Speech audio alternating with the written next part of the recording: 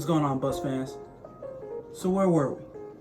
Oh, that's right. So the Bucks are 2-6, 4-game losing streak, and they are pretty far out of the playoff picture at this rate. But before I go on to the next half of the season, let's take a quick recap of the last 4 games.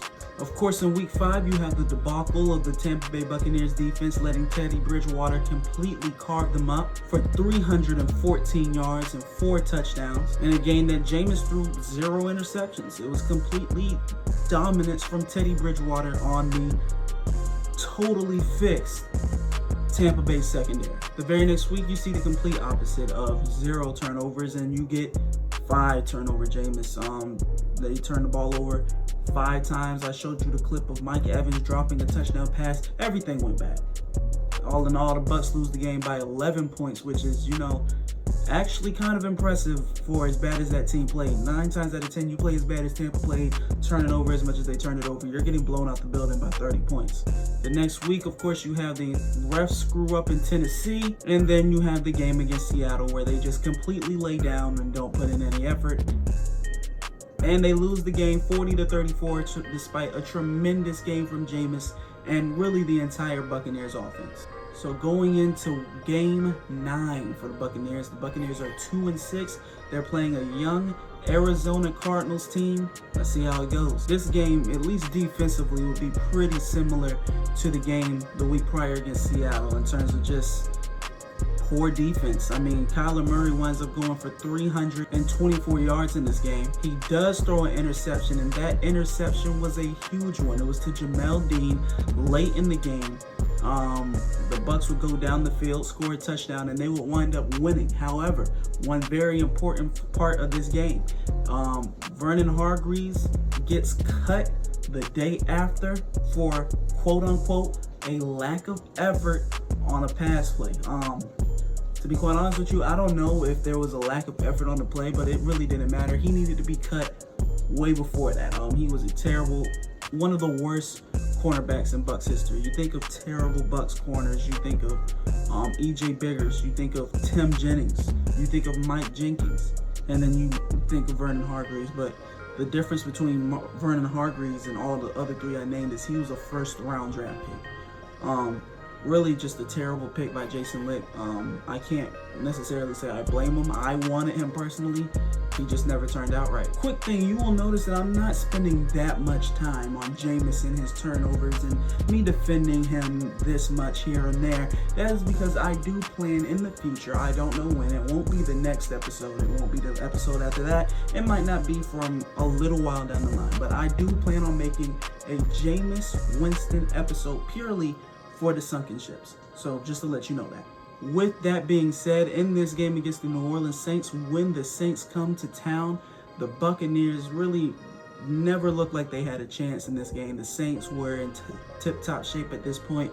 Drew Brees was back. And meanwhile, while the Saints were starting to run like a well-oiled machine, you had the Buccaneers doing things like this. What a special play that is by O.J. Howard.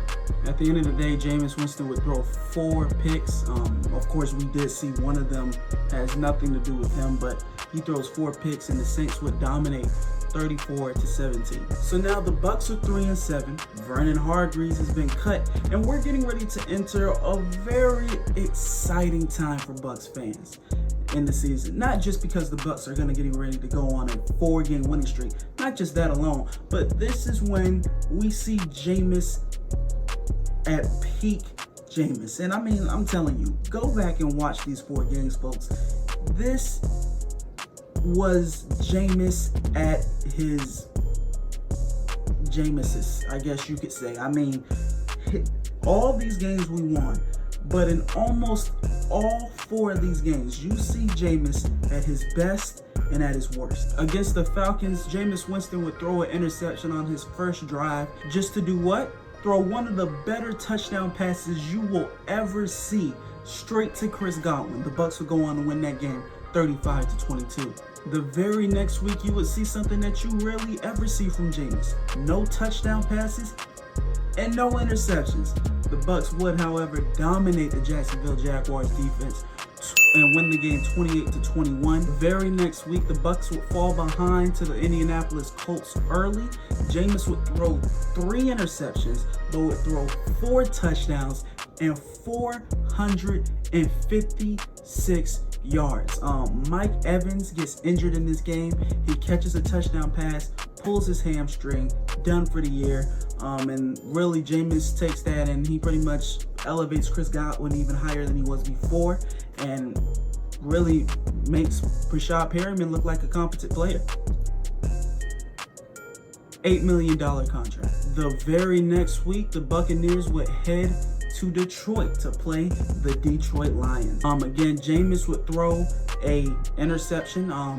It'd be his interception, I think it was on the first drive, but after that he throws for 458 yards and 4 touchdowns, and the Bucs roll. They win by 21 points and defeating the Detroit Lions 38-17. Quick note, Jameis Winston would make history, not Bucs history, no. He would make history and become the first quarterback ever to throw for 450 yards back-to-back weeks. He did throw an interception this game, but Chris Godwin and Scotty Miller would both go down with hamstring injuries. You would not see them for the rest of the year, just like Mike Evans. So at this point, you have Mike Evans, you have Chris Godwin, and you have Scotty Miller all out with hamstring injuries, and they would all be gone for the rest of the year. You would not see them in the last 2 games of the year. One thing you may notice in that 4-game winning streak is the Buccaneers defense heavily improved. They only gave up around 22 points to the Falcons. They gave up 35 to the Colts, but Jameis threw 3 interceptions. They gave up 11 points to Jacksonville, and they gave up 17 points to the Detroit Lions. Listen, these are the facts. Yes, the Buccaneers defense did look better in their 4-game winning streak, but can we please put it into some context? First of all, the Falcons were I won't say they were a bad offense, but they were not that good of a team, especially when their offense was being ran by this man. Okay, get him off the screen, please. We have plenty of episodes that will involve that man in it. However, the week after, they would go on to play Nick Foles / Gardner Minshew, and then after that it was Jacoby Brissett, and after that it was David Blow, or Blau, or however you say his name. Listen, at the end of the day, what I'm trying to say about the Tampa Bay Buccaneers defense is, yes, they look better in those 4 games, but when you consider the quarterbacks that they look better against, you would hope that those quarterbacks weren't carving them up. The next 2 weeks would be pretty difficult for the Tampa Bay Buccaneers. Without his top 3 wide receiver options, Jameis Winston would struggle. Rashad Perryman did become pretty much his first option. He led the team in receptions. And listen, these games were both close ones. Tampa Bay had a chance to win both games. They lose to Houston 23-20, and the following week they lose to Atlanta 28-22. And both of these games the Bucs could have won. Cameron Brate on a 4th down conversion, Jameis throws it right into Cameron Brate's hands, and he drops it. He drops the football. There's no other way to put it. He drops the football. Of course, Jameis did still have another chance, and he would wind up throwing a pick to end the game. And then, of course, Atlanta, Matt Gay leaves 9 points on the board. He misses 2 field goals. He misses an extra point. Bucs wind up losing the game 28-22. But of course, the one that you see at the end of the game is Jameis throwing a pick 6. The ball was tipped, but a pick 6 nonetheless. Bucs lose 28-22. So that would be it. The Bucs lose their final 2 games, and they fall to 7-9 on the year.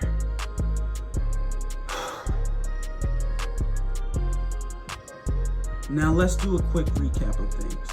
Listen, it is very easy to follow some media pundits like Dan Orlowski or Chris Sims or other people who weren't very good at quarterback and say, hey, at the end of the day, 30 interceptions. That's why the Bucs lost. Heck, that's what the head coach is saying now. We were so close last year.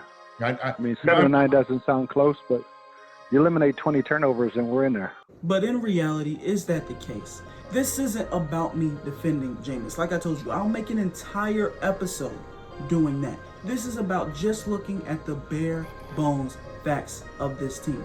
The bare bone facts. Let's take some of them. This was the most penalized team in the NFL, period. Bruce Arians said that this would be a disciplined team and they were not going to beat themselves. Okay. At the end of the day, Matt Gay cost the Bucs 2 games this year. There's no other way to look at it. He had a chance to kick a game winner against the New York Giants. He missed it, and he left 9 points on the board against the Atlanta Falcons in a game that the Bucs had to go to overtime and wound up losing by 6. Matt Gay lost that game. So right there, you already have 9-7. If the kicker is just somebody like, I don't know, Stafford, Virginia legend Joey Sly. Not to mention the Tennessee Titans game in which the referees made a wrong call. That right there is a possible 10-6. And now listen, if you want to say, well, Jameis turned the ball over 5 times against Carolina. He turned it over 4 times against Houston. He did this, he did that, yada, yada, that's fine. And I'm not here to defend Jameis this episode. All I'm saying is, for Bruce Arians to say that the thing that kept this team from being a Super Bowl contender was turnovers is completely wrong. The Bucs had one of the worst secondaries in the NFL, period. All this talk about, oh, Jameis put his defense in bad situations, that's why their secondary was so bad, it's garbage. Jameis did not turn it over the first game against the New Orleans Saints. Teddy Bridgewater went off for 4 touchdowns and had 314 yards. Jameis Winston threw 0 picks against the Seattle Seahawks. Guess what happened? The Seattle Seahawks had 40 points. Am I here to tell you that Jameis Winston was perfect and he's a top 5 quarterback? Of course not. But one thing that does bother me about this year's Tampa Bay Buccaneers is the head coach's unawareness to the actual state of this team. Of course, as we all know, Jameis got replaced by Tom Brady this year. You know what? I've reached a point where I'm fine with it. I mean, he's the greatest quarterback of all time. How much am I really supposed to complain about it? But what worries me is that he can sit there and say statements like this. I think it was that regression in those last 2 ball games after he made such good progress. You know, you don't throw for 5,130 touchdowns and not have any talent. While previously making statements like this one.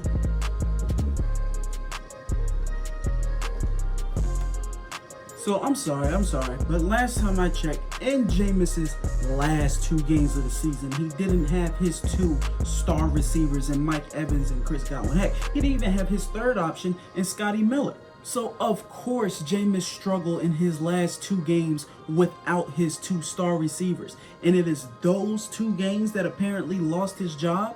If Bruce Arians would have came out and just said, listen, at the end of the day, this was Tom Brady that we had a chance to sign, and that was the reason why Jameis is no longer here, I would still have my questions, but I could accept it. But to say that, oh, the last 2 games, that's why we put Brady and Teddy Bridgewater